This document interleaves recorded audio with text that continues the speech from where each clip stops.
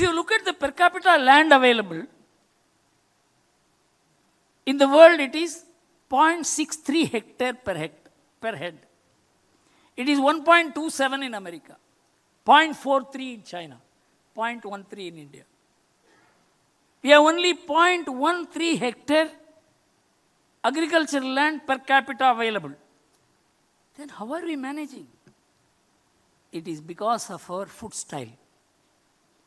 It is our food style which enables us not only to feed ourselves and keep us in comfort, we are also in a position to supply food to the world. How? It's not a statistical jugglery. There is a science of taking food. You go to Kerala, they have a science of having food. In Tamil Nadu, there is a science of food. Anywhere you go, there is a science. Food is taken on the basis of the traditional culinary formula.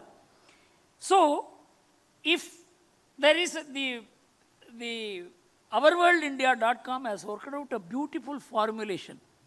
Let us assume if the whole world shifts to the American way of taking food. From tomorrow onwards, all Indians, all Chinese, all Asians shift to American way of taking food. Ourworldindia.com says we will need 140% of the agricultural land the world has today. We will need 40% more land than the world has today if everybody were to shift to American way of eating food. You come to India. If the whole world takes to the Indian way of taking food, we will need only, you will not believe, we will need only 40% of the agricultural land we are using for agriculture. This is not my data. This is ourworldindata.com, which is an undisputed source of information. But tell me, which Indian university, which Indian think tank, which Indian IIT, which Indian government formulated papers bring out this fact?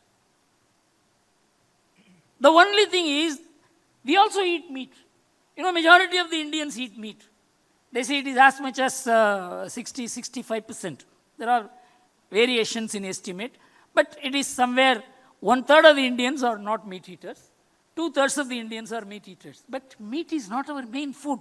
Meat is our sabji. Our main food is cereal. It is the reverse in the West. With the result, our per capita meat consumption today is 3.1 kg per head. It is 109 kg per head in America. It is 84 kg per head in European Union.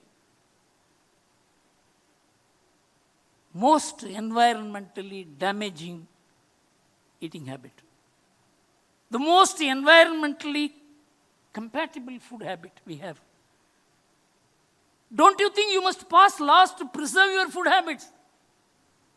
You must have a huge campaign to preserve it. Dosa, idli, vada, paratha.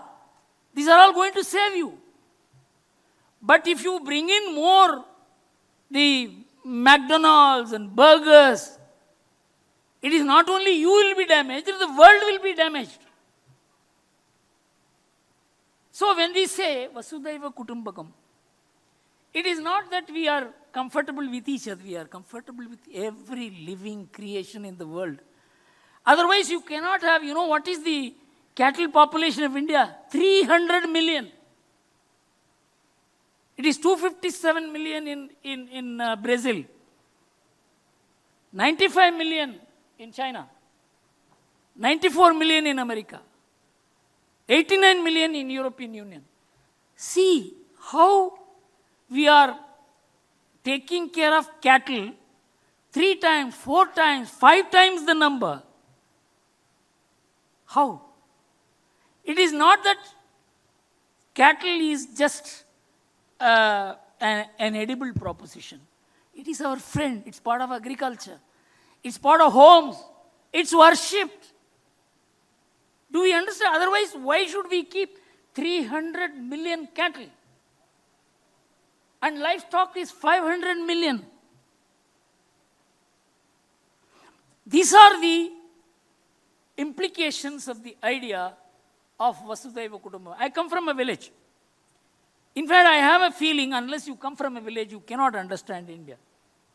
I'm sorry I am making a very judgmental statement because this is how I have come across whenever I have dealt with Indian intellectuals who are very proficient in English. They have a very sad and bad idea about a village. I think that is where you understand the value of life. For example, in our village, you can't cut a tree. If somebody is pregnant in that village, you have to go and take the permission of the pregnant woman's family to cut the tree. We built a house in Chennai. In fact, any of you can come to my house and see. It is almost in the center of the house. There was a neem tree. We decided we cannot cut the tree. We gave up almost 2,000 square feet of constructed area for the tree to survive. And it is being worshipped in our house. These are not things which you can cultivate by education. This you cannot cultivate by mere giving lectures or reading books. This is part of the Indian DNA. This is what is Vasudhaiva Kutumbakam. When the Prime Minister spoke about Vasudhaiva Kutumbakam, he didn't speak about what was stated in our Vedas or Upanishads, but it is a functioning reality. So, this is the first point. And if, let us assume one more point I would like to mention, if all Indians shift to the American way of eating, we will need 6 times the agricultural land we have today. Not only that, the land that will be needed will be 2.5 times the size of India itself. You understand how important it is to preserve our food habits? In the interest of your own survival, in the interest of, if all Indians, 1.4 billion Indians, begin eating meat in the way the Americans do, there will be no world. It will be over. But do we understand that? Our meat consumption, which was 5.2 kilos per head, has come down to 3.1. There is a 30% reduction. Did anyone campaign for that? People are feeling that you must touch meat and you should not eat meat. So, if you have a desire for meat, you eat. But you don't substitute it for other things.